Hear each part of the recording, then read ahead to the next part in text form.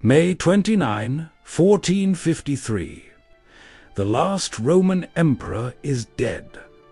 The walls that protected the city for 1,000 years are broken. But when an empire dies, the land does not stay empty. Someone new takes control. A 21-year-old Ottoman sultan rides into Constantinople. He is not here for a quick raid. He is here to stay and to build his own empire on Rome's grave. This video is not how the city fell. You already know that ending. This is what happened next. How the Ottomans rose. Here's the simple truth.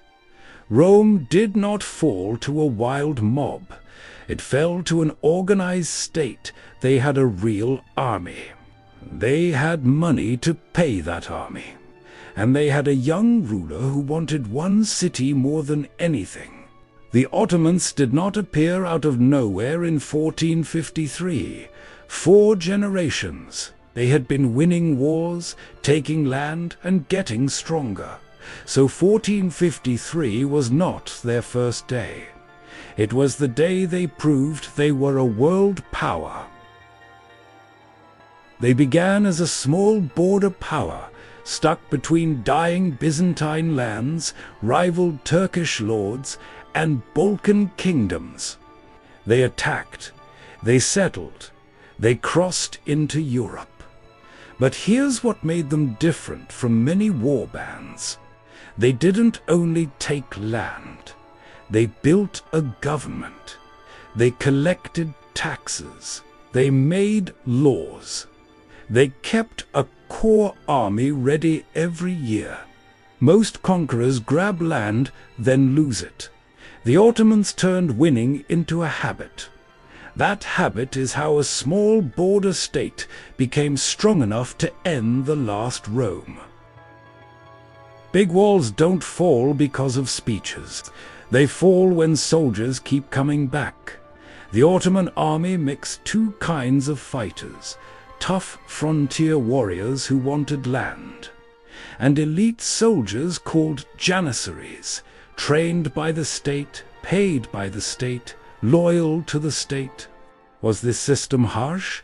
Yes. Did it work? Yes.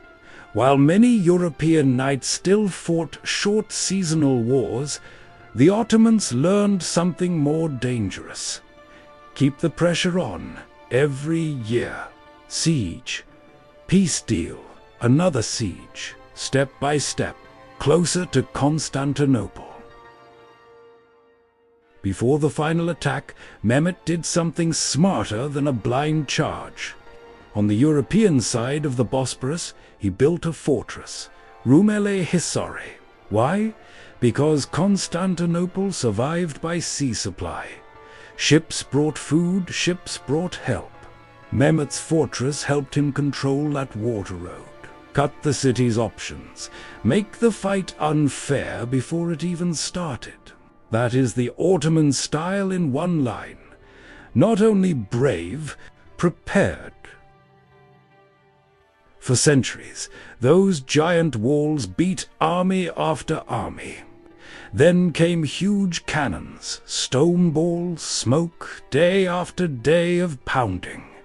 And when a chain blocked the Golden Horn harbor, the Ottomans did something wild. They dragged ships over land on greased logs and dropped them into water the defenders thought was safe. Crazy? Maybe. Smart? Definitely. The old unbeatable walls idea was dying. After weeks of fighting, the walls break. The last emperor dies with his city.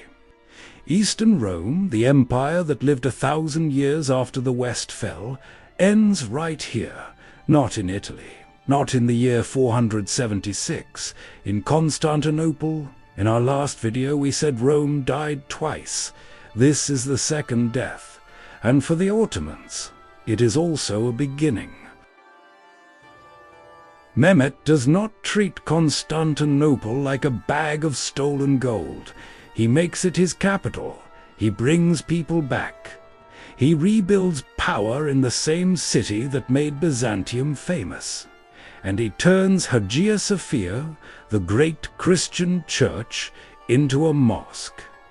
One building, one decision. The message is clear. A new empire owns this city now. Soon, an early minaret rises beside the old dome, not the later postcard with 4 tall towers. Just the first sign that the city's story has changed. Winning streets is one thing. Keeping an empire is another. After 1453, Mehmed used the city's fame. He wanted the world to see him not as a lucky raider, but as a real emperor. He even used titles linked to Roman power in the East. Historians still argue how far that claim went. But the message was simple. The old throne is empty. A new power sits in its place. From this capital, Ottoman armies pushed deeper into the Balkans, and later reshaped the Eastern Mediterranean. Rome's last great city became the launchpad of a new empire. So why did the Ottomans rise after Rome's final fall? Not luck, not one secret unlocked gate. 3 reasons. 1. They built a real state. Taxes, laws, and a permanent army. 2. They used planning and gunpowder to beat walls that used to win. 3. They took the best capital in the region and stayed. Rome fell. Then a new empire stood up in the same place. If this story stayed with you, subscribe to Anno Ruina. History doesn't stop when one empire dies. Next time we leave this city behind for a giant medieval city swallowed by jungle, a disappearance experts still argue about. We're just getting started.